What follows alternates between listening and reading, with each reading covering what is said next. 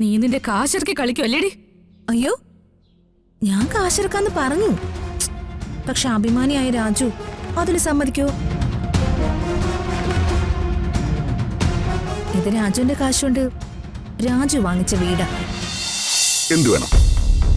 ദേ സാറേ, കളിക്കല്ലേ. നീ എന്നെ കൊണ്ട് കളിപ്പിക്കുന്നല്ലേ ഭാസ്കര. ഇനി ആ പഴയ ഡിമാൻഡുകളൊക്കെ മാറി.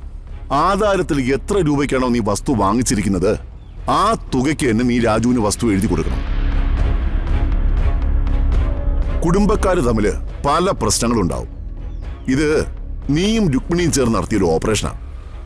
അതില് യാതൊരു ന്യായവും ഇല്ല. ഇനി രണ്ട് ഓപ്ഷനേ ഉള്ളൂ. ഒന്നുകിൽ നിന്റെ മരണം, അല്ലെങ്കിൽ വസ്തുവിന്റെ രജിസ്ട്രേഷൻ. രജിസ്ട്രേഷൻ ഇന്ന് തന്നെ നടത്തണം. ഇന്ന്.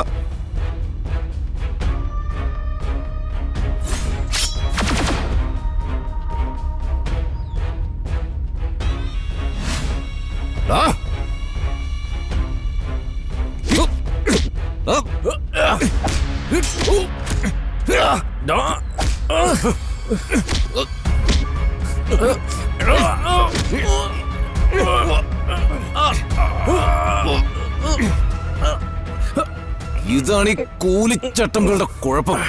മുന്നും പിന്നും നോക്കാതെ ഇറങ്ങിക്കടായി. നീയൊക്കെ ആരാടാ? സാറേ, ഞാൻ പെടക്ക അജീഷ്. സാറേ, ഞാൻ പുള്ളു ഭരതനാ. ഇയാൾ കള്ളു കുടിക്കാൻ വിളിച്ചപ്പോ വന്നതാ.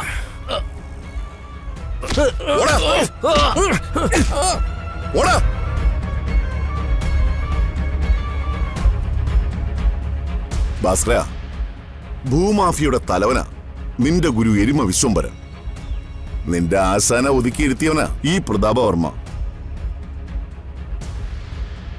അതുകൊണ്ട് അയാളുടെ അവസ്ഥയിലേക്ക് ഞാൻ നിന്നെ മാറ്റണോ, അതോ ഈ പ്രോപ്പർട്ടി തിരിച്ചെഴുതി കൊടുക്കണോ? ഞാൻ കൊടുക്കാം സാർ.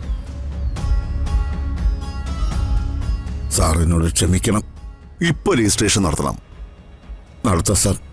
ഈ കളിയിൽ വിജയം ഞങ്ങൾക്ക് തന്നെയാ.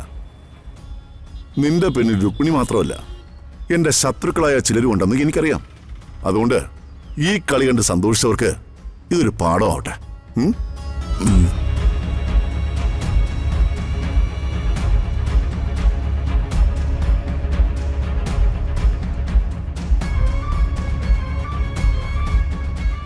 അല്ല, താൻ എന്താടോ മണി തുടങ്ങാത്തത്? തുടങ്ങാൻ രുക്മിണിയമ്മേ. ഞാനൊരു സിഗരറ്റ് വലിച്ച് ഒന്ന് ഉഷാറാവട്ടെ. രുക്മിണിയമ്മയുടെ മരുമോള് വന്നല്ലോ. ഇങ്ങനെ തലതെറിച്ച ഒരു സന്താനം. ഇതെന്റെ പ്രതികാരം മാത്രമല്ല, മോളുടെയും പ്രതികാരോ. മോളുടെ കുഞ്ഞിനെ ജീവനോടെ കൊന്നുകളഞ്ഞ ആ രാധമ്മയോടും കുടുംബത്തോടുമുള്ള പ്രതികാരം. അല്ല, നിനക്ക് ഈ വീട് ഇടിച്ചു നിർത്തി കളയുന്നതിന് വിഷമമൊന്നുമില്ലല്ലോ? എന്ത് വിഷമം? അല്ല, പല സെന്റിമെന്റ്സും. എന്ത് സെന്റിമെന്റ്സ്? പോയി പണി നോക്കാൻ പറ. ഓടിക്കളിച്ച് വളർന്ന വീടല്ലേ, അതുകൊണ്ട് ചോദിച്ചാ. ആരോടിക്കളിച്ച് വളർന്നു? നായ്ക്കള് വളർന്നതുപോലെ മക്കള് വളർന്ന മാതാപിതാക്കളോടൊന്നും ഒരു സ്നേഹവും കാണില്ല. ആ വേണുവേട്ടൻ്റെ ആദ്യമേയും കൂടി പൊന്നുപോലെയാ കുട്ടിയെ വളർത്തിയത്. എന്നിട്ടായി നന്ദികേട് കാണിക്കുന്നത്. ഈ വീട് തകരണം. ഒരു പൊടി പോലും ഇവിടെ ഉണ്ടാവാൻ പാടില്ല. എനിക്ക് ഇങ്ങനെ ഒരു അച്ഛനും അമ്മയും വേണ്ട. ഇങ്ങനത്തെ കൂടപ്പിറപ്പുകളെയും വേണ്ട. ആ JCB വെച്ച് ഇടിച്ചു നിർത്തല്ലോ. അതെനിക്ക് കൺകുളിർക്ക് കാണണം. നിങ്ങളോട് മാറിയെന്നേ. ദാ ഈ സൈഡിൽ തുടങ്ങിക്കോ.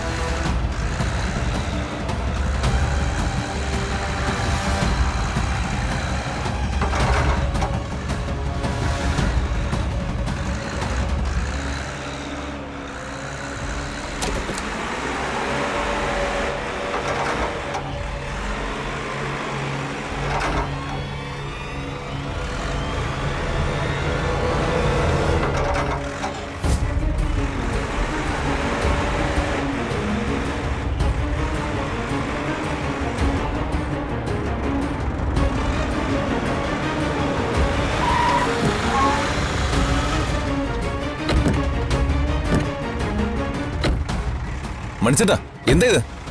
വീടിടിച്ച് നടത്താൻ രുക്മിണിയമ്മയുടെ കൽപ്പനയാ. എന്നാ കൽപ്പന അങ്ങ് നിർത്തിയേക്ക്. ഒരു രുക്മിണിയും സത്യഭാമേ കൽപ്പന നിർത്തിവെക്കാൻ പറയാൻ നീ ആരാടാ? ഇതെന്റെ വീടായിരുന്നു. ഞാനിത് ഭാസ്കറിന് വിറ്റതാ.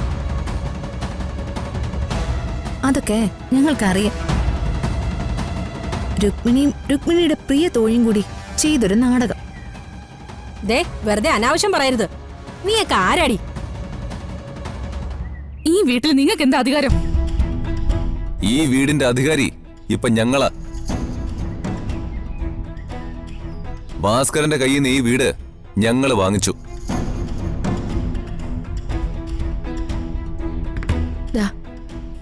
ഈ വീട് ഭാസ്കരൻ എന്റെ പേരിൽ എഴുത്തുന്നതിന്റെ ആധാരം. കള്ളത്തരം പറയരുത് കേട്ടോ. കള്ളത്തരോ? വീട് ഭാസ്കരൻ രാധമ്മയുടെ പേരിൽ എഴുതി കൊടുത്തതിന്റെ റെക്കോർഡിലെ കാണിച്ചത്.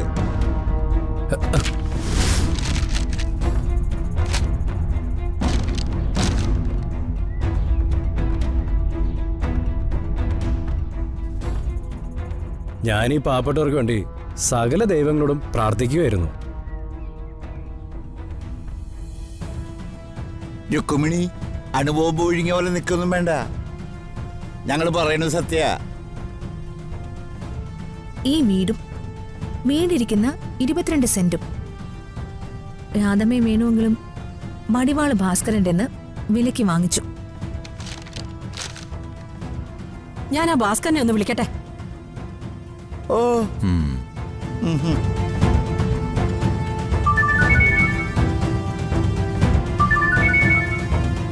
ഹലോ, ഭാസ്കരനല്ലേടാ? ഭാസ്കരൻ ആ ഷെടി കൊണ്ട് വീട്ടിൽ കിടക്കുക.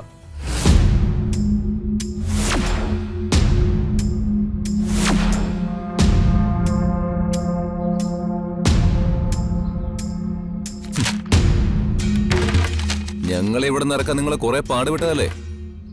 ഇനി ഞങ്ങൾ ഇവിടെ നിന്ന് ഇറങ്ങേണ്ട കാര്യമില്ലല്ലോ. നിങ്ങൾ വേഗം ഇവിടുന്ന് ഇറങ്ങിക്കോ. ഞങ്ങൾക്കിവിടെ ഇത്തിരി ജോലിയുണ്ട്. നീ നിന്റെ കാശിറക്കി കളിക്കും അല്ലേടി?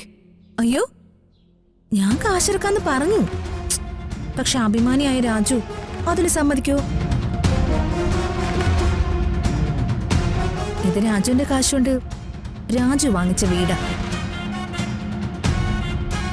നീ ചാരി നിൽക്കുന്നതേ വിഷം ചീറ്റുന്ന ഒരു പാമ്പിനൊപ്പാ. ഈ നിൽക്കുന്ന നിന്റെ അമ്മായിയമ്മ എന്ന അവതാരത്തിന്റെ തനിനിറം ഒരിക്കൽ നീ അറിയൂടി. അന്ന് നീ നിന്റെ പെറ്റമ്മയെ തള്ളിപ്പറഞ്ഞതിന്റെ പേരില് കരയും. മനസ്സിൽ കുറിച്ചിട്ടോഴി, നിന്നെ താലോലിച്ച് വളർത്തിയ നിന്റെ ഈ അച്ഛനാ പറയുന്നത്.